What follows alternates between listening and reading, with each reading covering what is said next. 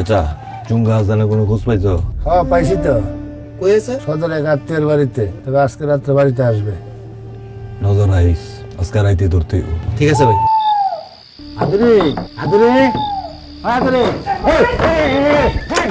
কি শুরু করছেন আপনারা? তার আপনি ধরছেন কেন? সে কি চোর না ডাকাইত? চোর ডাকাত না, তা পলায় পলায় থাকে কেন? সেটা তার ইচ্ছা। এইবার ভোটে সে কোনো রকম প্রচার করবে না। কেন করবে না? কেন করবো না? কালকে মির্জা বাড়ির সামনে যে বট গাছ, ওই বট তেলা দাঁড়ায় আমি সকলের সামনে বলবো কেন এবার নির্বাচনের প্রচারে নামবো না। ভাই সাহেব, গ্রামবাসী ভাই সাহেব, আর চিন্তা নাই।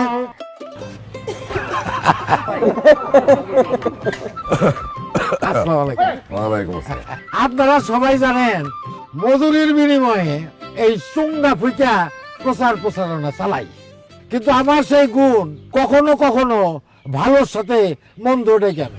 সেটা কেমন? প্রত্যেকবার নির্বাচনের সময় এই প্রার্থীরা আমার নিয়ে টানা আসতে শুরু করে দেয়। কেউ কেউ তো আবার বকাবাদ দিও করে, হুমকি ধামকিও দেয়। তাই আমি ঠিক করছি এইবার আমি কারো প্রচারণা নামবো না। কেন নামবা না? টাকায় না বসে কও, দিন 1000 টাকার জায়গায় 2000 টাকা দিব। আরে মিয়ারা, নির্বাচনের কিছু নিয়ম কানুন আছে। নির্বাচনের আইনে ব্যয় সীমা লঙ্ঘন করলে শাস্তির বিধান আছে। আর নির্বাচনে কত টাকা খরচ করবা সেটা কড়াই গন্ডায় ব্যাংক অ্যাকাউন্টের মাধ্যমে হিসাব দিতে হবে। এইবার কিন্তু নির্বাচনে পোস্টার ছাপানো যাবে না। তাই নাকি? আরো আছে, কত বড় কয়টা ব্যানার বানাবা, সেগুলো কিভাবে লাগাবা, নির্বাচনী যে প্রতীক, সেই প্রতীকটি কত বড় করে বানাবা, সেটাও নির্বাচন আচরণ বিধিতে লেখা আছে। প্রচারে জীবন্ত প্রাণী ব্যবহার করা যাবে না, গেট বা তোরণ এইটা বানানো যাবে না, আলোক সজ্জাও করা যাবে না। তুমি এত সব জানলা কি করে? এবার যে কয়দিন আমি গা ঢাকা দিয়ে উপজেলার সদরে ছিলাম, তার মধ্যে আমি উপজেলা নির্বাচন অফিসে গিয়েছিলাম। সেখান থেকেই আমি নির্বাচনের আচরণ বিধি সম্পর্কে জেনেছি। তার সাথে আমি একটু আমার মতো করে রঙ্গরসের অলংকারে সাজিয়ে নিয়েছি, নাম দিয়েছি ভোট বার্তা। শুনবেন চাচা? অবশ্যই শুনবো। এখন তো আসল রক্ত হয়ে গেছে। হ্যাঁ মাগরিবের পরে সবাই মিলে বসি, কি কও তোমরা? ঠিক আছে, সব ঠিকঠাক আছে রে?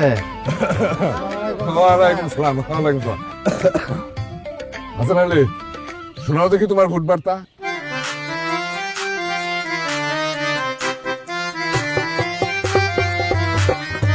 আর নির্বাচন কমিশন যখন তফসিল করবে জারি, নিয়ম কানুন জেনে নেবে তখন তাড়াতাড়ি। ভুল করলে কুল হারাবে, পাবে না তো ক্ষমা, বিধি মতো মনোনয়ন দিতে হবে জমা। প্রতিটি বরাদ্দ পেলে তারপর থেকে প্রচার শুরু করতে হবে বিধি মনে রেখে।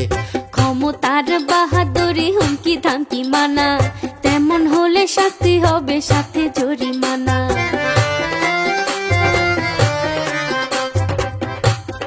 আর কমিশনের ম্যাজিস্ট্রেট ধারে কাছেই আছে, অভিযোগ থাকলে কারো যাবে তিনার কাছে। বিধি মতে সব সমাধান করে দেবেন তিনি, চলবে না কোতাল বাহানা, নিবে সেটা মানি। আর নির্বাচনের সব মালামাল যা প্রয়োজন হবে, পুলিশি পাহারায় সবই কেন্দ্রে পৌঁছে যাবে।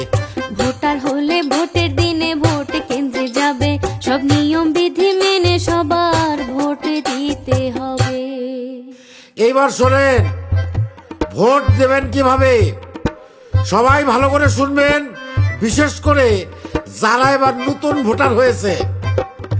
আরে ভোট কেন্দ্রে ভোট দিতে যাবেন আপনি যখন, নাম পরিচয় ভোটার নাম্বার জানতে চাবে তখন।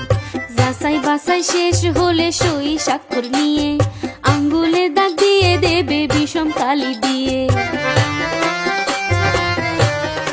আরে এই কালির এমনই গুণ একবার লাগলে পরে থেকে যাবে ভোটের চিহ্ন দিনে কতেক ধরে। 2টা ব্যালট পেপার দেবে ভোট দেবার জন্য, জাতীয় সংসদ নির্বাচন আর গণভোটের জন্য।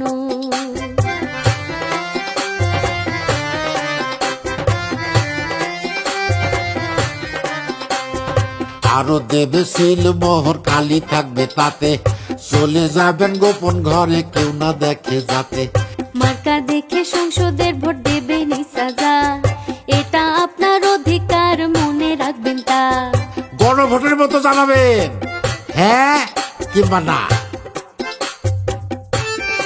আরে সিল মারা শেষ হলে ব্যালট পেপার দুটো ভাঁজ করে ভোটের বাক্সে ফেলতে হবে দ্রুত ভোট দেয়া শেষ হলে বিলম্ব না করে ভোট কেন্দ্রে সীমা ছেড়ে আসতে হবে সরে নাগরিক আপনি দেশের ভোটটাই অধিকার দেশ ও দশের মঙ্গলে তা করেন ব্যবহার নাগরিক আপনি দেশের ভোটটা অধিকার দেশ ও দশের মঙ্গলে তা করেন ব্যবহার বাহ কি সুন্দর কথা কথা কি বোঝা গেল খালি ভোট দিলেই হবে না দেখে শুনে বুঝে দিতে হবে ভোট দিতে হবে দেশের কল্যাণের কথা ভেবে এবার বলি শেষ কথা আমার ভোট আমি দেব দেখে শুনে বুঝে দেব আমার ভোট আমি দেব ভালো কাজে শরীক হব এইবার আমার সাথে সাথে বলেন আমার ভোট আমি দেব দেখে শুনে বুঝে দেব আমার ভোট আমি দেব